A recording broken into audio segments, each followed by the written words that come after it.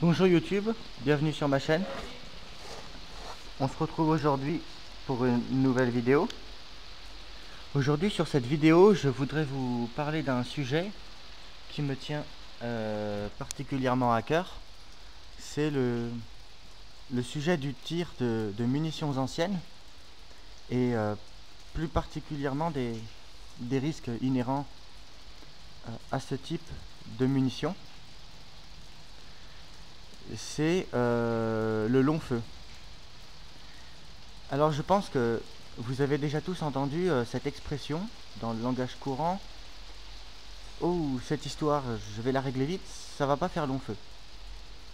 En fait, le terme long feu qu'on utilise aujourd'hui dans notre jargon civil, qu'on utilise un peu partout, c'est un terme qui nous vient à la base du domaine militaire. Le long feu étant le temps plus ou moins long que pouvait mettre une munition ancienne avant de percuter. Alors c'est quelque chose qui peut parfaitement arriver avec des munitions civiles, des munitions du commerce. C'est rare sans doute, mais ça peut arriver. J'ai donc pour ce faire ici en ma possession un petit sachet de munitions anciennes. Et on va tirer ces munitions en espérant bien sûr qu'il ne se produise pas de long feu.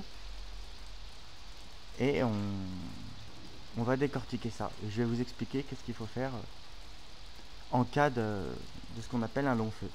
Donc on ne va pas plus perdre de temps, on va directement passer au concret.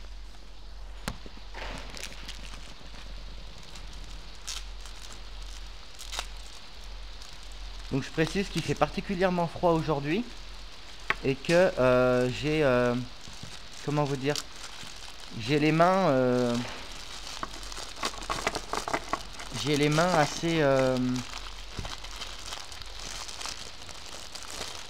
assez gelées quoi.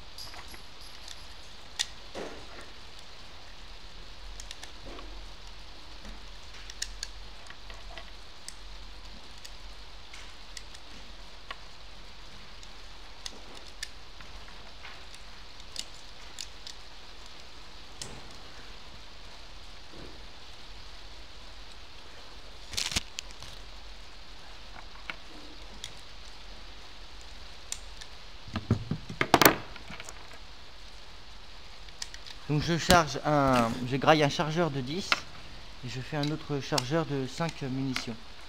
Donc c'est des munitions, pour vous les montrer un petit peu. Voilà, c'est ce genre de munitions, c'est ce qu'on appelait des munitions de surplus. Donc c'est des munitions issues de l'armée, en l'occurrence celle-ci, certaines d'entre elles sont de 1943. Donc on va grailler un premier chargeur et on va voir ce que ça raconte.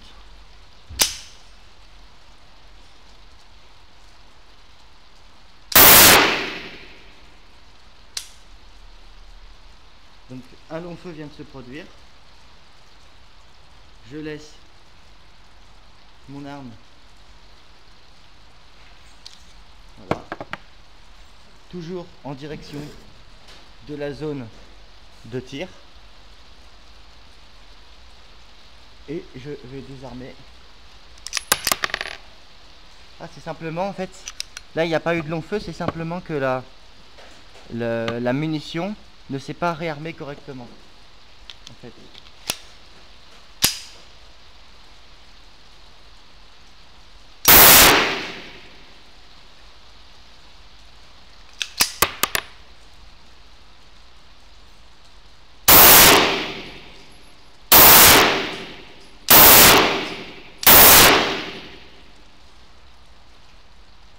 Voilà.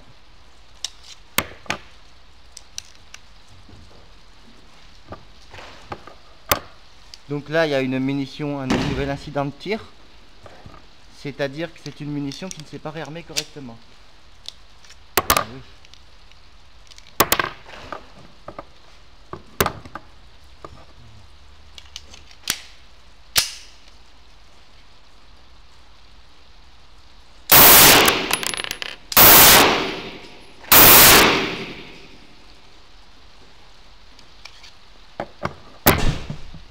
Donc sur le tir de ce premier chargeur de munitions, on n'a pas eu véritablement de long feu.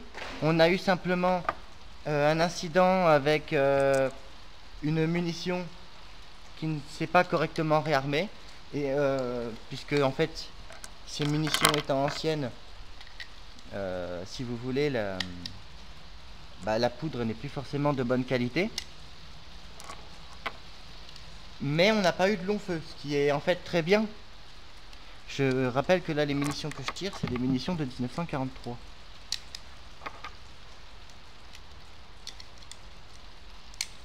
Donc on va faire le deuxième chargeur.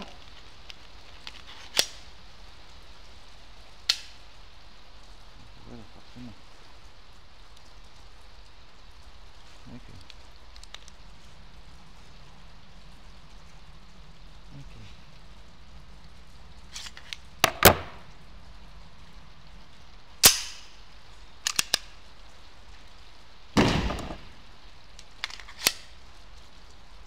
Ah d'accord.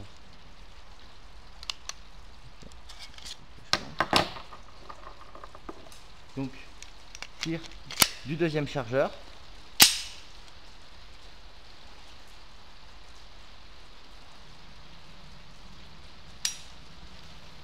Voilà.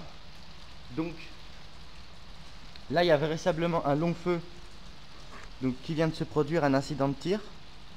Il faut donc garder l'arme 30 secondes environ en direction de la zone de tir. Toujours le canon en direction de la zone de tir, c'est très important.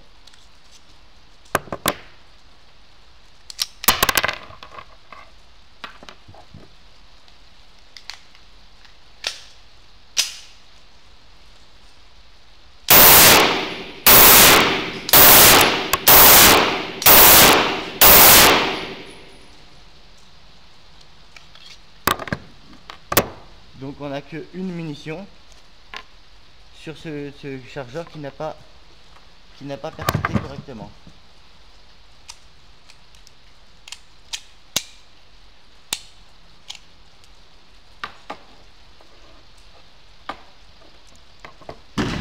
Voilà.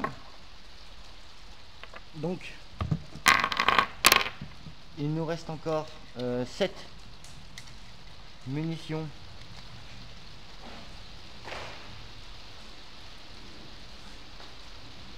que nous allons donc tirer.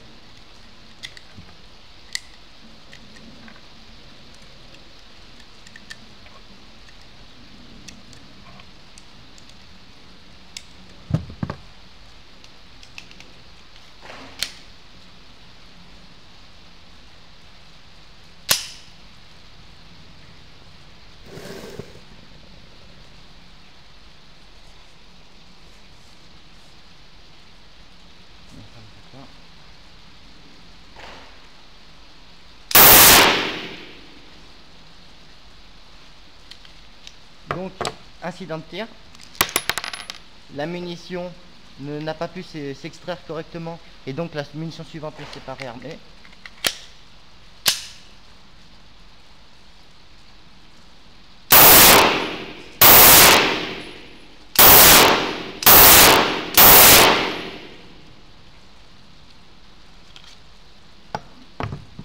Voilà. Il me reste une munition qui n'avait pas percuté tout à l'heure. On va essayer de la faire percuter.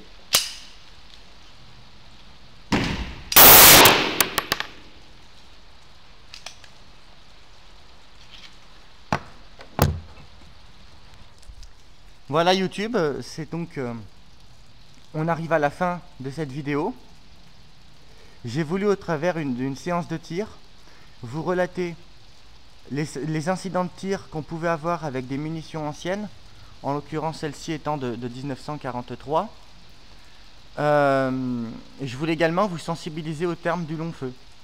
Donc, un long feu, c'est une munition qui ne percute pas instantanément dès que le percuteur est parti, dès que vous avez effectué un lâcher sur la queue de détente. Comment faire? La procédure est la suivante. À l'armée, dans ce qu'on appelle un long feu, il est en principe recommandé de laisser son arme 30 secondes, le canon en direction du pas de tir, et après donc d'effectuer les procédures suivantes: retirer le chargeur et déchambrer la munition. J'espère que cette vidéo vous aura plu. J'espère surtout, pour les jeunes tireurs qui me regardent, que cette vidéo vous aura été utile. On se dit à la prochaine pour une nouvelle vidéo, et bon tir.